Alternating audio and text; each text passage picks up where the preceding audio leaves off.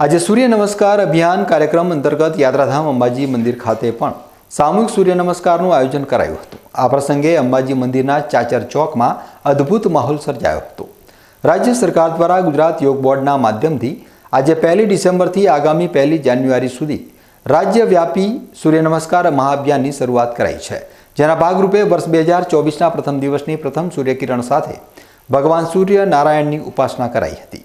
આજે ગુજરાતના 108 આઇકોનિક સ્થળોએ સૂર્ય નમસ્કાર કરાયા હતા, જે અંતર્ગત શક્તિપીઠ અંબાજી ખાતે મંદિરના ચાચર ચોકમાં સૂર્ય નમસ્કારનો કાર્યક્રમ યોજાયો હતો। સૂર્ય નમસ્કાર કાર્યક્રમની ગિનિસ બુક ઓફ વિશ્વ રેકોર્ડમાં પણ નોંધ લેવાય તેવું આયોજન કરાયું હતું। અંબાજી મંદિરના ચાચર ચોકમાં યોજાયેલા સૂર્ય નમસ્કાર કાર્યક્રમમાં પૂર્વ મંત્રી અને દિયોદરના ધારાસભ્ય કિસાજી ચૌહાણ સહિત યોગ કોચ ભાઈઓ બહેનો, શાળા મહાશાળાઓ, કોલેજોના વિદ્યાર્થીઓ, નગરજનો, યોગ પ્રેમીઓ, સ્વાસ્થ્ય પ્રેમીઓ, જિલ્લાના અધિકારીઓ, કર્મચારીઓએ સામૂહિક સૂર્ય નમસ્કાર કાર્યક્રમમાં ભાગ લઈ સામૂહિક સૂર્ય નમસ્કાર કર્યા હતા। યોગ ભગાવે રોગ। સ્વસ્થ નાગરિક, શક્તિશાળી નાગરિકો દ્વારા જ શક્તિશાળી ભારતનું નિર્માણ થઈ શકે।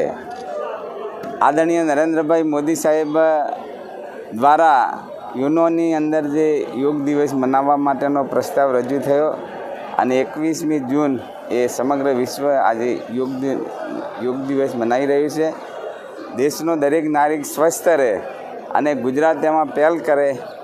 આ યોગની સાથે સાથે આ સૂર્ય નમસ્કાર, એ સૂર્ય નમસ્કારની ભાવના દરેકના દિલમાં પેદા થાય, જાગૃતિ આવે, લોકો સૂર્ય નમસ્કાર કરતા થાય। સૂર્ય નમસ્કારથી શરીરના દરેક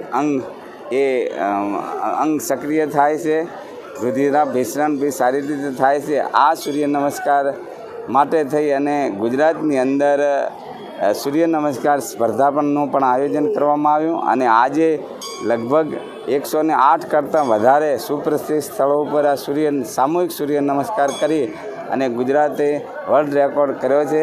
આ પ્રસંગે હું સૌને મારા તરફથી ખૂબ શુભેચ્છાઓ આપું છું।